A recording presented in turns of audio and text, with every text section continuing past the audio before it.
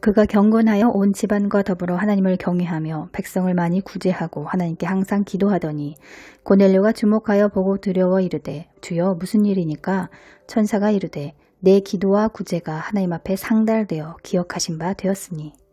고넬료는 말로만 하나님을 경외하는 것이 아니라 믿음의 삶으로 하나님을 경외했습니다.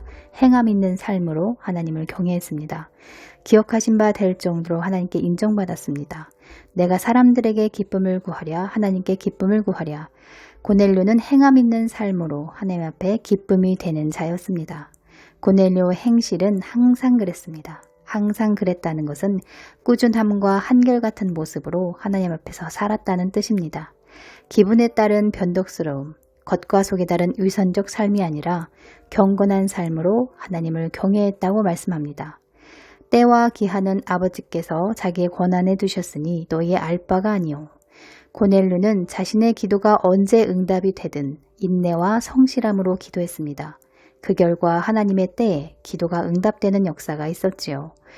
말씀의 포인트는 하나님을 경외하고 경외함으로 백성을 구제하며 항상 하나님께 기도했다는 것입니다. 자신이 할 수 있는 일들, 맡겨주신 달란트를 성실과 근면한 자세로 살았다는 것입니다. 우리 성도님들은 어떠신가요? 하루는 엘리사가 수넴에 이르렀더니 거기 한 귀한 여인이 저를 간권하여 음식을 먹게 한 고로 엘리사가 그곳을 지날 때마다 음식을 먹으러 그리로 들어갔더라.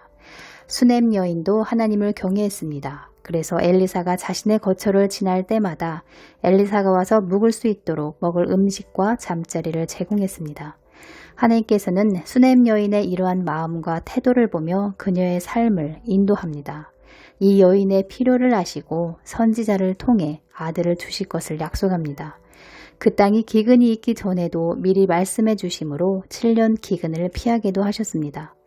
기근이 지난 후 고향으로 돌아왔을 때에도 하나님은 그녀의 기업을 되찾아주기 위해 엘리사의 종 게하시를 왕에게 보내주므로 그녀의 길에 대로를 만들어줍니다. 게으른 자의 길은 게으른 자의 길은 가시울타리 같으나 정직한 자의 길은 대로니라. 이처럼 하나님을 경외하는 자에게는 언제나 그분의 은혜와 호의가 함께합니다. 나는 은혜 줄 자에게 은혜를 주고 긍휼히 여길 자에게 긍휼을 베푸신다는 하나님의 말씀이 떠오릅니다. 하나님을 경외한다는 것은 단지 입술의 고백이나 말이 아니라 행함으로 그 믿음이 증명됩니다. 야고보는 행함 없는 믿음은 곧 죽은 믿음이라고 말씀합니다. 겉모습을 보는 사람의 눈은 속일 수 있지만 그 속에서 나오는 마음의 소리는 하나님 앞에 속일 수가 없지요. 우리는 하나님 앞에서 살아간다는 것을 잊지 말아야 하겠습니다. 코람데오의 정신을 가져야 하겠습니다. 하나님과 연합되거나 그분을 의식하는 삶을 살다 보면 모든 순간에 내 생각과 감정을 주장하기보다는 오히려 부족한 부분을 아뢰고 기도하게 되더라고요. 사람인지라 완벽하게 선을 행할 수 없고 내 안에 아직 해결되지 않은 자아 때문에 힘들 때도 있잖아요. 머리로는 해야 한다는 것을 알지만 마음의 부딪힘 때문에 때로는 괴롭기도 합니다. 억지로 하게 될 때도 있지요. 그래서 제 경우는 연약함, 죄성, 쓴뿌리, 하기 싫은 마음들이 올라올 때 마음의 생각과 감정을 아뢰며 기도합니다. 그러면 행할 바를 알게 하시거나 행할 힘을 주시거나 마음의 평안함이나 지혜 등을 얻게 되더라고요. 이렇게 하나님을 의지합니다. 온전하지 않은 인간의 속에서 나오는 것은 어리석음이나 우매함을 나타낸다고 하잖아요. 그래서 지혜가 부족한 자는 지혜를 구하라고 합니다. 지혜가 선한 자의 길로 행하게 하며 공의와 공평, 정직을 행할 수 있도록 도와주기 때문이죠. 마음을 지으시고 살피시는 이가 우리의 중심과 패부를 살펴보지 않겠습니까? 말로만 감사하는지 행함으로 표현하는지 살아있는 믿음인지 죽어있는 믿음인지 보신다는 것이죠. 그것이 일상에서 표현되는 것 같습니다. 오늘이라는 하루를 어떻게 살아가는지를 보면 내가 어떤 믿음의 삶을 사는지를 대강 짐작해 볼 수 있습니다. 신앙이 어려도 하나님을 믿는 믿음이 있고 그분을 경외하는 마음이 있으며 부족하고 연약하지만 순종하려는 마음의 자세와 태도가 있는 자들은 하나님께서 항상 그 자의 길을 열어주시는 것을 봅니다. 만날 만한 사람을 만나게 하시고 또 섬기게 하시면서 은혜를 공급받는 공급받는 그런 경험을 하기도 합니다. 신앙이 어린 게 중요한 게 아니라 그 마음의 중심이 중요한 거더라고요. 하나님 자신만을 사모하고 갈망하는지 아니면 하나님으로부터 오는 축복만을 바라는지에 따라 은혜와 삶의 축복들이 다르게 풀어지는 것을 봅니다.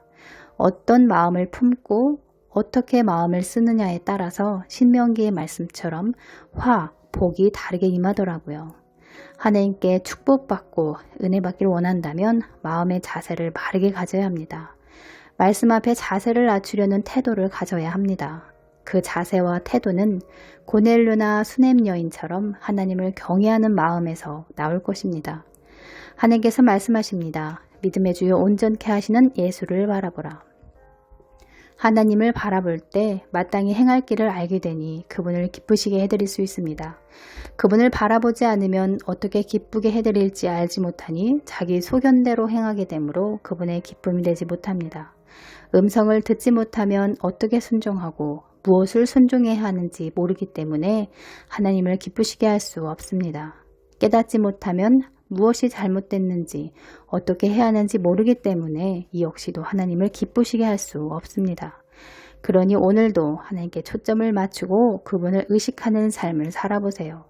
가난함이 부유하게 되는 일들이 있을 것입니다. 그러한 일들이 있기를 주의 이름으로 축복합니다. 감사합니다.